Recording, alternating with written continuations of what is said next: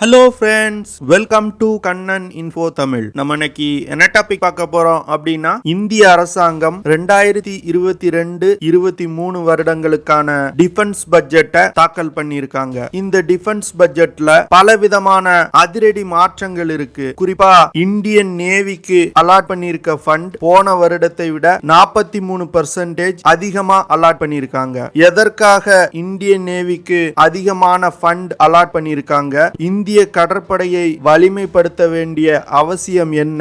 இந்தியாவிற்கு 3வது aircraft carrier தேவையா? அப்படிங்கறதெல்லாம் குறித்து நம்ம டீடைலா இந்த வீடியோல பார்க்கலாம். நீங்க இப்பதான் நம்ம சேனலுக்கு ஃபர்ஸ்ட் டைம் வர்றீங்க அப்படின்னா நம்ம சேனலை சப்ஸ்கிரைப் பண்ணிக்கங்க. அப்படியே அந்த பெல் நோட்டிபிகேஷனை கிளிக் பண்ணி ஆல்ங்கிற ஆப்ஷனை எனேபிள் பண்ணிக்கங்க. பல வருடங்களா இந்திய கடற்படைக்கு பட்ஜெட்ல அதிகமான நிதி ஒதுக்கப்படவில்லை அப்படின்னு விமர்சனங்கள் வைக்கப்பட்டு வந்துச்சு. அந்த விமர்சனங்களுக்கு பதில் சொல்லும் விதமா இந்த வருஷத்தோட டிஃபென்ஸ் பட்ஜெட்ல இந்திய கடற்படைக்கு 47,590 கோடி ரூபாய் ஒதுக்கீடு செய்யப்பட்டிருக்கு. இது போன வருடத்தை விட 43% அதிகம். இந்த மாற்றம் ஒரு சாதாரண அளவு கிடையாது. இது எதை குறிக்குது அப்படின்னா, இந்திய அரசாங்கம் இந்தியன் ஓஷன் ரீஜியன் மற்றும் நம் நாட்டின் கடல்சார் பாதுகாப்புக்கு முக்கியத்துவம் கொடுக்க ஆரம்பிச்சிட்டாங்க அப்படிங்கிறது தெளிவா தெரியுது. அதுக்கு அடுத்து இந்திய விமானப்படைக்கு 56,851 கோடி ரூபாய் ஒதுக்கி இருக்காங்க.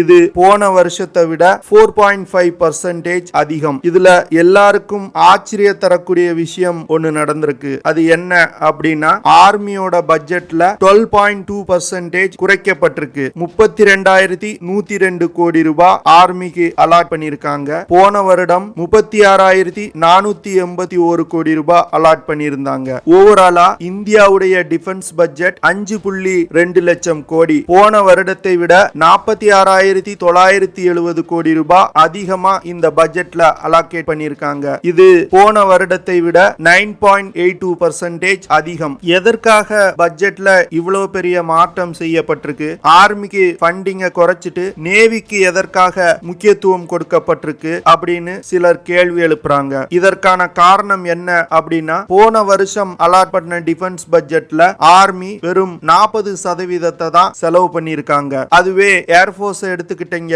அப்படின்னா 70% ஃபண்ட்ஸ அவங்க செலவு பண்ணிருக்காங்க. நேவியை பொறுத்த மட்டில் போன வருடம் அலாட் பண்ண 90% ஃபண்ட செலவு பண்ணிருக்காங்க. இதுல குறிப்பிடத்தக்க விஷயம் என்ன அப்படின்னா, போன வருடம் நேவிக்கு அலாட் பண்ண தொகை 33,253 கோடி. ஆனா நேவியின் தேவை அதிகமா இருக்கிறதுனால அந்த பட்ஜெட்டை 46,000 கோடியா ரிவைஸ் பண்ணாங்க. அந்த ரிவைஸ் பண்ண பட்ஜெட்ல நேவி 41,666 கோடியை செலவு பண்ணிட்டாங்க. இதுல இருந்து நேவிக்கு அதிகமான ஃபண்ட் தேவைப்படுது அப்படிங்கிற விஷயம் தெரியுது. அதற்காகவே இந்த பட்ஜெட்ல நேவிக்கு அதிகமான ஃபண்ட் அலோகேட் பண்ணப்பட்டிருக்கு. அடுத்து டிஆர்டிஓ அமைப்புக்கு இந்த வருடம் 11,981 கோடி ரூபாய் அலோகேட் பண்ணிருக்காங்க. இது போன வருடத்தை விட 5.3% அதிகம். அது மட்டும் இல்லாம இந்த வருஷ பட்ஜெட்ல R&D ரிசர்ச் அண்ட் டெவலப்மெண்ட்டுக்கு முக்கியத்துவம் கொடுக்கப்பட்டிருக்கு. கிட்டத்தட்ட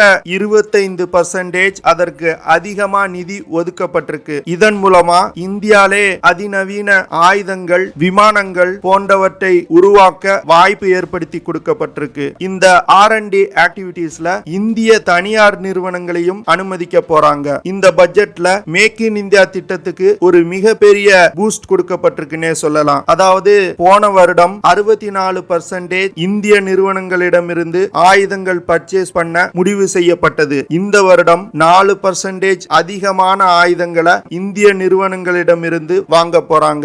இந்த முடிவை society of Indian defence manufacturer அமைப்பு வரவேற்றிருக்காங்க. இதன் மூலமா இந்திய டிஃபென்ஸ் நிறுவனங்கள் பெருமளவுல பயனடைவாங்க அப்படின்னு அவங்க சொல்லியிருக்காங்க. இந்த பட்ஜெட் மூலமா இந்தியா தன்னோட கடற்படையின் வலிமையை அதிகரிக்க முயல்றாங்க அப்படிங்கிறது தெளிவா தெரியுது. இதற்கான காரணம் என்ன அப்படின்னா, சீனா இந்திய பெருங்கடல் பகுதியில தன்னோட ஆதிக்கத்தை கொண்டு வர முயல்றாங்க. குறிப்பா இந்தியாவுடைய அண்டை நாடுகளான பாகிஸ்தான், ஸ்ரீலங்கா, மியான்மர், பங்களாதேஷ் போன்ற நாடுகளை தன்னோட கட்டுப்பாட்டுல கொண்டு வந்து அங்க தன்னோட நேவல் பேசஸ் அமைத்து இந்தியாவோட ஆதிக்கத்தை இந்த பகுதியில குறைப்பதற்கு சீனா முயல்றாங்க. இதற்கு பதிலடி பதிலடி கொடுக்கும் விதமா இந்தியாவும் பல திட்டங்களை முன்னெடுத்து செயல்படுத்தி வர்றாங்க. இந்தியா உள்நாட்டிலே தயாரிக்கப்பட்ட INS விக்ராந்த் போர்க்கப்பலோட 3வது சீ ட்ரையல இந்த ஜனவரி மாசம் முடிச்சிருக்காங்க. இது ஒரு பெருமைக்குரிய விஷயம். ஆனா உள்நாட்டிலே ஒரு விமானம் தாங்கி கப்பலை டிசைன் செய்து கட்டி முடிப்பது அப்படிங்கிறது ஒரு சாதாரண விஷயம் கிடையாது. இந்த தொழில்நுட்பத்தை பெறுவதற்கு உலகின் பல நாடுகள் முயன்று வர்றாங்க. ஒன்னு அவங்க மற்ற நாடுகளிடமிருந்து வாங்க ட்ரை பண்றாங்க. அப்படி இல்ல அப்படின்னா தாங்களாகவே டெவலப் செய்ய முயன்று வர்றாங்க. குறிப்பா சீனா தன்னோட 3வது ஏர்கிராப்ட் கேரியரை அடுத்த வருடம் லான்ச் செய்ய போறாங்க. இந்த ஏர்கிராப்ட் கேரியரை டைப் 003 சூப்பர் கேரியர் அப்படின்னு அவங்க சொல்றாங்க. இந்த டைப் 003 கேரியர் அமெரிக்கா இப்ப உருவாக்கி கொண்டிருக்கக்கூடிய 4 கிளாஸ் ஏர்கிராப்ட் கேரியருக்கு நிகரான கப்பல் அப்படின்னு அவங்க சொல்றாங்க. அமெரிக்காவுடைய 4 கிளாஸ் ஏர்கிராப்ட் கேரியர்ஸ் மிகவும் அதிநவீனமான ஏர்கிராப்ட் கேரியர். இந்த ஏர்கிராப்ட் கேரியர் இப்போ அமெரிக்கா பயன்படுத்தி கொண்டிருக்கக்கூடிய நிமிட் கிளாஸ் ஏர்கிராப்ட் கேரியர்ஸ் அடுத்த 10 வருடங்கள்ல ரீப்ளேஸ் செய்ய போகுது. அடுத்து பிரிட்டன் 2010வது வருடம் தாங்கிட்ட இருந்த ஏர்கிராப்ட் கேரியர் கேப்பபிலிட்டியை வித்ட்ரா பண்ணாங்க. அதற்கு பிறகு இப்ப சமீபத்துல பிரிட்டன் 2 ஏர்கிராப்ட் கேரியர்களை கட்டி தங்களோட படையில் இணைச்சிருக்காங்க. அதுல பிரிட்டன் படையில் இணைக்கப்பட்ட முதல் கப்பல் HMS குவீன் எலிசபெத். இந்த போர்க்கப்பல் இப்ப சமீபத்துல இந்தியாவிற்கு வருகை தந்து 1 மாத காலம் இந்தியாவில் தங்கி இருந்தது. இந்த HMS Queen Elizabeth aircraft carrier மூலமா பிரிட்டன் தன்னோட குளோபல் டாமினன்ஸை காட்டுறாங்க. அடுத்து அமெரிக்கா மற்றும் சீன கடற்படைக்கு உள்ள வித்தியாசமே அதிகமான எண்ணிக்கையில அமெரிக்கா ஏர்கிராப்ட் கேரியர்ஸ் ஆபரேட் பண்றாங்க. 3 இருந்து 4 பவர்ஃபுல் ஏர்கிராப்ட் கேரியர் உலகின் பல்வேறு துறைமுகங்கள்ல நிறுத்தி வைக்கப்பட்டிருக்கும். தன்னோட மற்றும் நேச நாடுகளுக்கு ஏதாவது ஆபத்து ஏற்பட்டுச்சு அப்படின்னா அமெரிக்கா தன்னோட விமானம் தாங்கி போர்க்கப்பலை தான் முதல்ல அந்த பகுதியை நோக்கி நகர்த்துவாங்க. அமெரிக்காவுடைய இந்த ஏர்கிராப்ட் கேரியர்ஸ்னால தான் அமெரிக்க கடற்படை உலகின் வலிமையான கடற்படையா கருதப்படுது. அடுத்து பிரான்ஸ் மற்றும் இத்தாலி நாட்டு கடற்படை தன்னோட விமானம் தாங்கி போர்க்கப்பலுக்கு அதிக முக்கியத்துவம் கொடுக்கறாங்க.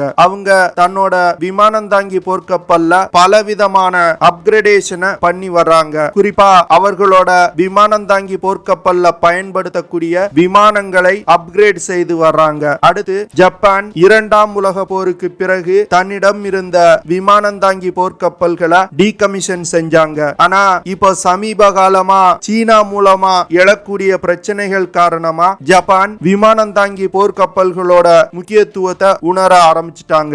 அதற்காக தன்னிடம் உள்ள இசுமோ கிளாஸ் ஹெலிகாப்டர் கேரியர் கப்பலை லைட் ஏர்கிராப்ட் கேரியரா மாற்ற முயன்று வந்துட்டு இருக்காங்க. இந்த வருடத்தோட அக்டோபர் மாசத்துல ஜியூமோ கிளாஸ் ஹெலிகாப்டர் கேரியர் கப்பல்ல F-35B லைட்னிங் போர் விமானங்களை இறக்கி சோதனை பண்ணாங்க. இந்த சோதனையின் மூலம் ஜப்பான் 2025வது வருடத்துக்குள்ள தன்னிடம் உள்ள 2 ஜியூமோ கிளாஸ் ஹெலிகாப்டர் கேரியர்களை லைட் ஏர்கிராப்ட் கேரியரா மாற்றம் பண்ண போறாங்க. அடுத்து சவுத் கொரியா ஏர்கிராப்ட் கேரியர் ப்ராஜெக்ட கையில் எடுத்திருக்காங்க. இந்த வருடம் அவங்களோட டிஃபென்ஸ் பட்ஜெட்ல ஏர்கிராப்ட் கேரியர் கட்டுவதற்கான நிதி ஒதுக்கப்பட்டிருக்கு. துருக்கி தான் கட்டி வரும் ஒரு ஆம்பிபியன் ஷிப்பை ட்ரோன்களை இயக்குவதற்கான ஒரு பிளாட்ஃபார்மா மாற்ற திட்டமிட்டிருக்காங்க. இதன் மூலமா ஒரு ஏர்கிராப்ட் கேரியருக்கு நிகரான ஒரு கப்பலை துருக்கி கட்ட முயல்றாங்க. இது போன்ற பல நாடுகள் ஏர்கிராப்ட் கேரியரோட முக்கியத்துவத்தை உணர்ந்து அந்த கேப்பபிலிட்டியை நோக்கி நகர ஆரம்பிச்சிட்டாங்க. இந்த சூழ்நிலையில இந்தியாவுடைய ஸ்டாண்டிங் கமிட்டி ஆன் டிஃபென்ஸ் தன்னோட 24வது ரிப்போர்ட்டை பார்லிமெண்ட்ல சப்மிட் பண்ணாங்க. இந்த ரிப்போர்ட்ல இந்திய கடற்படைக்கு 3வது ஏர்கிராப்ட் கேரியர் மிகவும் அவசியம் அப்படின்னு அவங்க மென்ஷன் பண்ணிருக்காங்க. ஸ்டாண்டிங் கமிட்டி ஆன் டிஃபென்ஸ் இந்த ரிப்போர்ட்டை எதை வச்சு சப்மிட் பண்ணிருக்காங்க அப்படின்னா சமீபத்துல இந்திய கடற்படைக்கு எழக்கூடிய சவால்கள் மற்றும் இந்த பகுதியில ஏற்பட்டு கொண்டிருக்கும் ஜியோபொலிட்டிக்கல் மாற்றங்களை கருத்தில் கொண்டு இந்த ரிப்போர்ட்ல 3வது ஏர்கிராப்ட் கேரியர் இந்தியன் நேவிக்கு அவசியம் அப்படின்னு அவங்க மென்ஷன் பண்ணிருக்காங்க. அது மட்டும் இல்லாம இந்தியாவுடைய கோஸ்ட் லைன் மிகவும் பெரியதா இருக்கு. தொலை தூரத்துல இந்தியாவிற்கு சொந்தமான தீவு கூட்டங்கள் இருக்கு. இதன் மூலமா இந்திய கடற்படை மிகவும் அதிகமான கடற்பரப்பை தங்களோட கட்டுப்பாட்டுல வைக்க வேண்டிய சூழ்நிலை ஏற்பட்டிருக்கு. இந்தியா ஒரு ஜியோபொலிட்டிக்கல் முக்கியம் வாய்ந்த இடத்துல லொகேட் ஆயிருக்கு. அதனால நம்மளோட மேரிடைம் செக்யூரிட்டிக்கு நம்ம அதிகமான முக்கியத்துவம் கொடுக்கணும். இந்தியா பே ஆஃப் பெங்கால்ல ஒரு ஏர்கிராப்ட் கேரியரும் அரேபியன் சீல இன்னொரு ஏர்கிராப்ட் கேரியரும் கண்டிப்பாக எந்நேரமும் ஆபரேஷன்ல இருக்கணும் அப்படின்னு டிஃபென்ஸ் எக்ஸ்பர்ட் சொல்றாங்க. மூணாவது ஏர்கிராப்ட் கேரியர் எதற்காக அப்படின்னா இந்த ரெண்டு ஏர்கிராப்ட் கேரியர்களும் ஆபரேஷன்ல இருக்கும்போது மூணாவது ஏர்கிராப்ட் கேரியருக்கு ரிப்பேர் மற்றும் மெயின்டெனன்ஸ் வேலைகள் செய்ய முடியும். அதனால பழுது காரணமா ஏர்கிராப்ட் கேரியரை ஆபரேட் பண்ண முடியாத சூழ்நிலை ஏற்படாது. இதன் மூலமா கடல் வழியாக இந்தியாவிற்கு வரக்கூடிய அச்சுறுத்தல்களை சிறப்பா தடுக்க முடியும். சிலர் இந்தியாவிற்கு மூணாவது ஏர்கிராப்ட் கேரியர் தேவையா அப்படின்னு கேள்வி எழுப்புறாங்க. தேவையா தேவை இல்லையா அப்படிங்கறத எதை வச்சு நம்ம முடிவு பண்ணணும் அப்படின்னா இந்திய கடற்படைக்கு எழக்கூடிய சவால்கள் மற்றும் இந்தியாவை சுத்தி நிகழக்கூடிய ஜியோபொலிட்டிக்கல் மாற்றங்களை வைத்து இந்தியாவிற்கு எத்தனை ஏர்கிராப்ட் கேரியர் தேவை அப்படிங்கறத முடிவு செய்ய முடியும். இப்ப இருக்க சூழ்நிலையில இந்திய கடற்படையின் வலிமையை அதிகரிக்க வேண்டிய சூழ்நிலை ஏற்பட்டிருக்கு. அது மட்டும் இல்லாம ஏர்கிராப்ட் கேரியர்கள்ல பயன்படுத்தக்கூடிய விமானங்கள்லையும் இந்திய கடற்படை அதிக கவனம் செலுத்தணும் அப்படின்னு சொல்றாங்க.